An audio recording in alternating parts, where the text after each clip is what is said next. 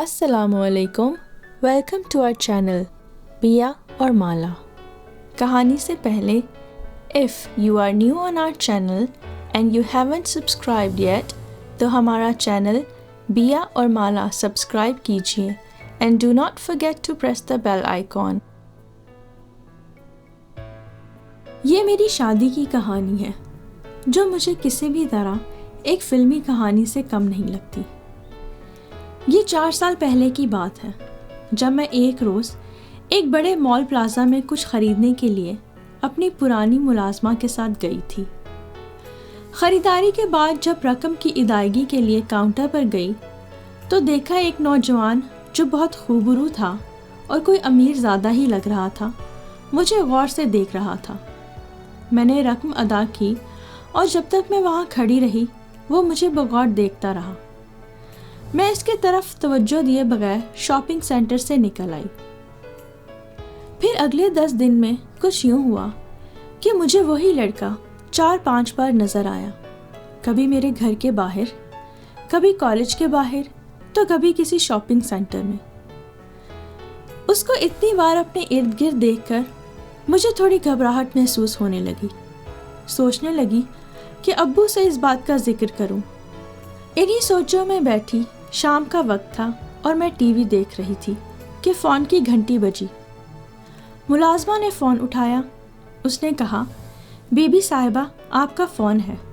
میں نے ہیلو کہا تو ادھر سے کسی شخص نے سلام کیا اور بولا کہ خریداری کے وقت پیمنٹ کرتے ہوئے آپ کا بزنس کارڈ کاؤنٹر پر رہ گیا تھا جس پر آپ کے والد صاحب کا نام اور پتہ درج ہے، فون نمبر بھی لکھا ہے، اسی پر فون کر رہا ہوں۔ کیا یہ کارڈ آپ کو درج شدہ پتے پر پوسٹ کر دوں؟ جی نہیں، اس کو پھاڑ کر پھینک دے، میں نے قدرے ترشی سے جواب دیا اور فون رکھ دیا۔ سوچنے لگی یہ آوارہ مزاج لڑکے جانے خود کو کیا سمجھتے ہیں۔ اتنے دن بعد اس ہیرو کو مجھ سے رابطے کی خاطر یہ بہانہ اچھا سوجھا تھا۔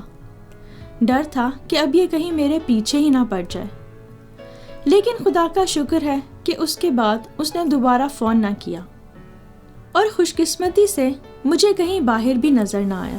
میں نے سکھ کا سانس لیا۔ کچھ دن گزرے کہ ایک بوڑھا آدمی ہمارے گھر آیا۔ اتفاق سے میں گیٹ کے پاس تھی۔ پوچھا، بابا جی کس سے ملنا ہے؟ کہنے لگا، بیٹی میں FA پاس ہوں، ملازمت کی تلاش میں ہوں۔ میں نے کہا کہ بابا یہ تو آپ کے آرام کرنے کے دن ہیں۔ وہ بولا، بیٹی بڑھاپے میں آرام قسمت والوں کو ملتا ہے، حالات سے مجبور ہوں۔ جب کوئی کرنے والا نہ ہو تو خود ہی محنت کر کے پیٹ پالنا پڑتا ہے۔ بابا جی کے کپڑوں سے صاف پتہ چل رہا تھا کہ وہ کسی صاف ستھرے اور اچھے گھرانے سے تعلق رکھتے ہیں۔ نہ جانے کن حالات میں یہ شخص ملازمت تلاش کرنے نکلا تھا۔ میرے حساس دل نے اس بوڑھے کا درد محسوس کرتے ہوئے کہا کہ ٹھیک ہے بابا جی، میں اپنے والد سے بات کروں گی، وہ ایک بڑے بزنس مین ہیں، کہیں نہ کہیں آپ کے لیے جگہ نکال لیں گے۔ فی الحال آپ کچھ رقم رکھ لیں، آپ کو شاید ضرورت ہو۔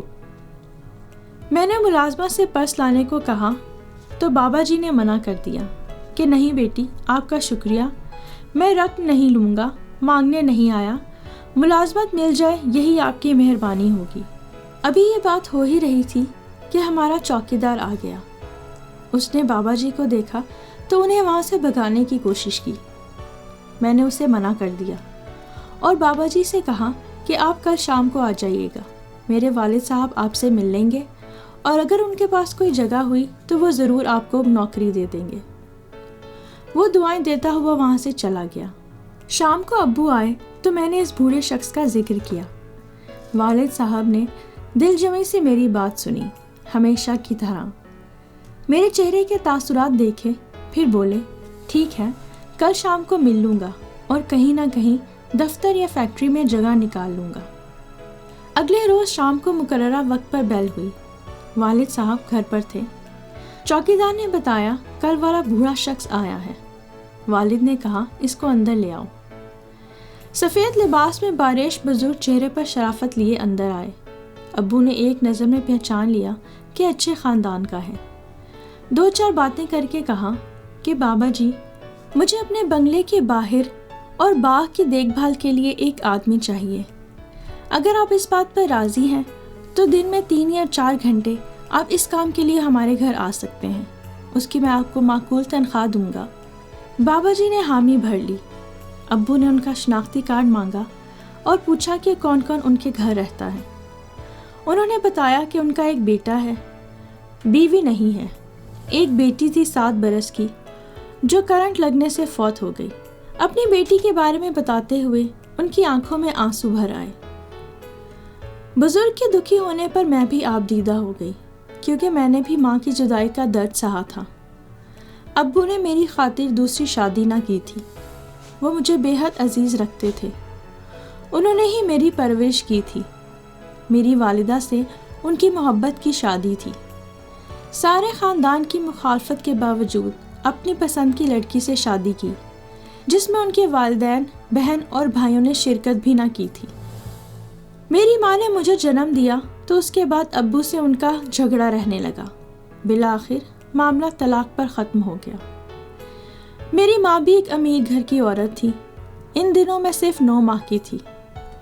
ان کو شاید مجھ پر ترس نہ آیا اور وہ مجھے ابو کے پاس چھوڑ کر ہمیشہ کے لیے چلی گئی۔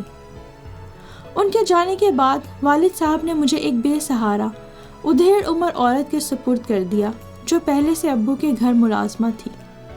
اسی نے مجھے پالا اور وہی اب تک میرے ساتھ رہتی تھی۔ ددیال والوں نے نہ مجھے دیکھا تھا اور نہ ہی ابو ان سے ملتے تھے۔ جب 5 سال کی ہوئی تو ابو نے اسکول داخل کروا دیا۔ خود چھوڑنے اور لینے جاتے تھے۔ انہوں نے باپ کی شفقت اور ماں کا پیار دیا۔ میں بن ماں کی بچی تھی، لیکن ابو کی متوازن شخصیت کے سبب میں بھی ایک نارمل شخصیت کی مالک تھی۔ ابو کی زندگی کا محور ان کی بیٹی یعنی میں ہی تھی۔ ابو کے ہونے کے باوجود ماں کی کمی مجھے ہر قدم پر محسوس ہوتی تھی۔ میں گھریلو قسم کی لڑکی تھی۔ اسکول سے گھر، پھر گھر سے کالج، کہیں اور ابو کے بغیر آتی جاتی بھی نہ تھی۔ اب میرا کالج ختم ہونے والا تھا اور ابو کو میری شادی کی فکر تھی۔ گھر میں کسی عورت کے نہ ہونے کی وجہ سے ابو کے لیے میرا رشتہ ڈھونڈنا اور دیکھنا بھالنا کسی جوئے شیر لانے سے کم نہ تھا، لیکن وہ پھر بھی پر امید تھے اور اللہ سے میرے لیے دعا گو رہتے تھے۔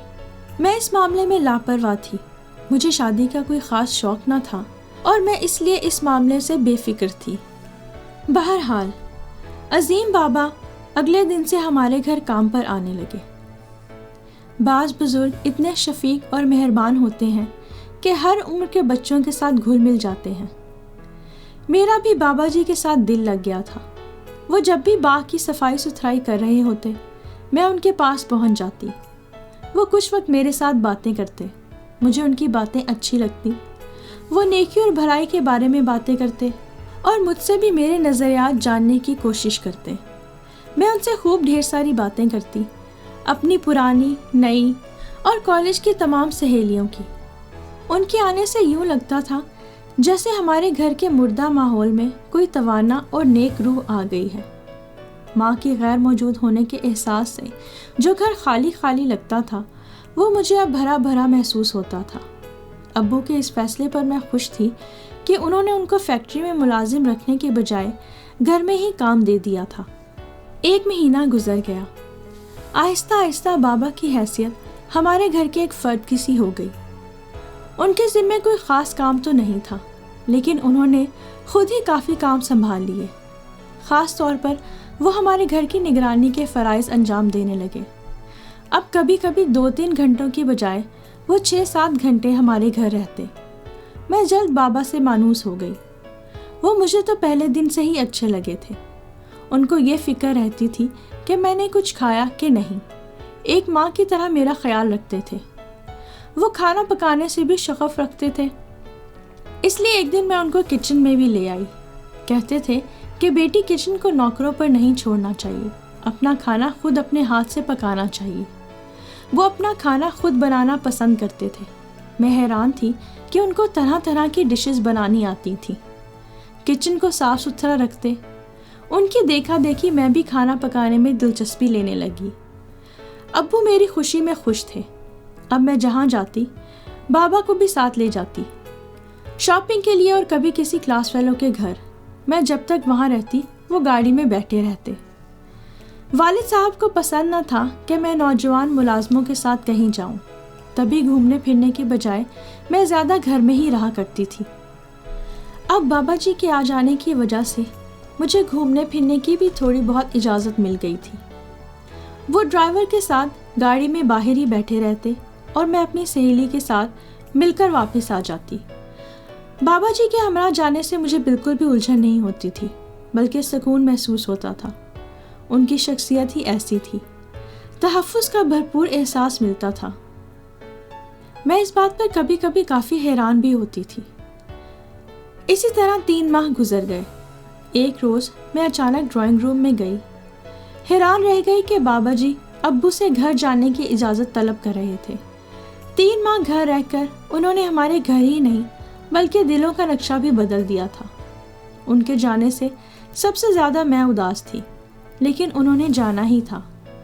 اپنے گھر کی یاد ان کو ستا رہی تھی۔ وہ دوبارہ آنے کا کہہ کر چلے گئے۔ میں کافی عرصہ اداس رہی، جیسے میری کوئی قیمتی شے کھو گئی ہے۔ بابا جی کو گئے 3 ہفتے گزر چکے تھے۔ ان کا انتظار تھا، لیکن وہ نہیں آئے۔ پھر ایک روز والد صاحب نے بتایا کہ ان کا فون آیا تھا کہ وہ آ رہے ہیں۔ میری خوشی کا کوئی ٹھکانہ نہ رہا۔ شام کے وقت بیل ہوئی تو میں ایک دم خوش ہو گئی۔ میں جانتی تھی کہ یہ عظیم بابا ہی ہیں۔ میں فوراً باہر کی طرف بھاگی، دیکھا تو وہاں گاڑی سے عظیم بابا اور ان کے ساتھ وہی لڑکا اتر رہا تھا جس کو کئی بار میں نے اپنے ارد گرد کبھی مارکیٹ اور کبھی کالج میں دیکھا تھا۔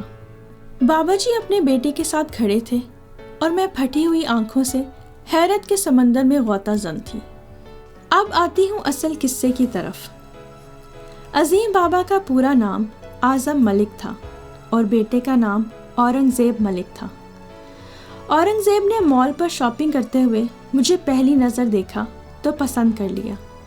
وہ اپنے والد سے کہا کرتا تھا کہ وہ صرف اسی لڑکی سے شادی کرے گا جو ایک نظر میں اس کو پسند آ جائے، اسی لیے اس کا معاملہ ابھی تک اٹکا ہوا تھا۔ جب اس نے مجھے دیکھا تو شاید یہ میرا نصیب تھا کہ میں اسے پسند آ گئی۔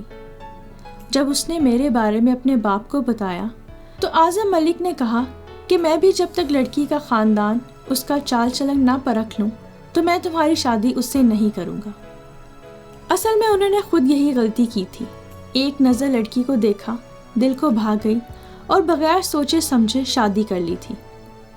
اس نے نباہ نہ کیا اور جب اورنگ زیب ملک 1 سال کا تھا تو وہ اسے چھوڑ کر چلی گئی، خلا لے لی۔ اعظم ملک نے خلا اس شرط پر دی کہ میں بیٹا نہ دوں گا۔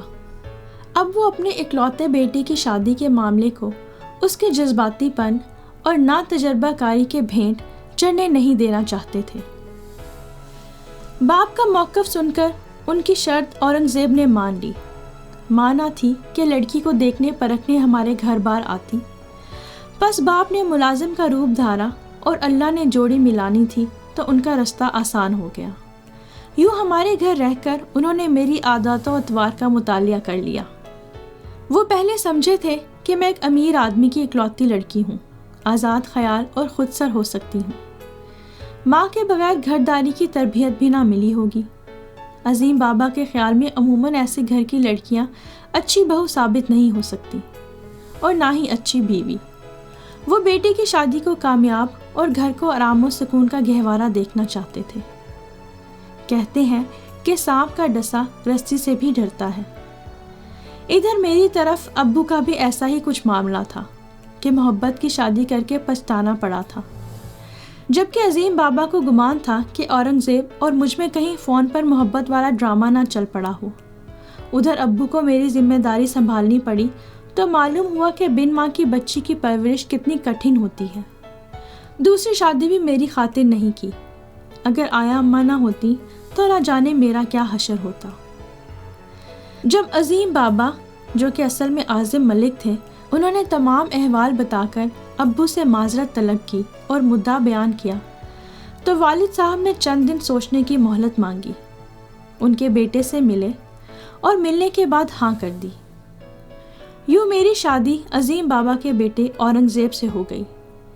اورنگزیب کو دلی مراد مل گئی اور عظیم بابا کو ایسی بہو مل گئی جو ان کے تصور میں بسی تھی۔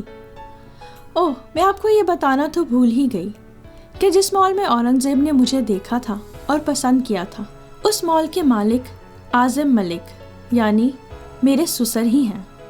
والد اور میرے سسر ایک دوسرے سے ناتا جوڑ کر مسرور تھے اور میں اورنگزیب کو پا کر خوش اور مطمئن تھی، کیونکہ وہ اتنے اچھے ہیں کہ شاید ہی کوئی ان جیسا ہو۔ آج میری شادی کو 4 سال گزر چکے ہیں۔ میری ایک بیٹی ہے اور میں اپنے شوہر کے ساتھ بہت خوش ہوں۔ میں ساری زندگی ماں جیسی نعمت سے محروم رہی، لیکن اس کے بدلے اللہ تعالیٰ نے مجھے بہت سے پرخلوص اور محبت کرنے والے رشتے عطا کر دیے۔ بے شک اللہ بہت ہی رحمان اور رحیم ہے۔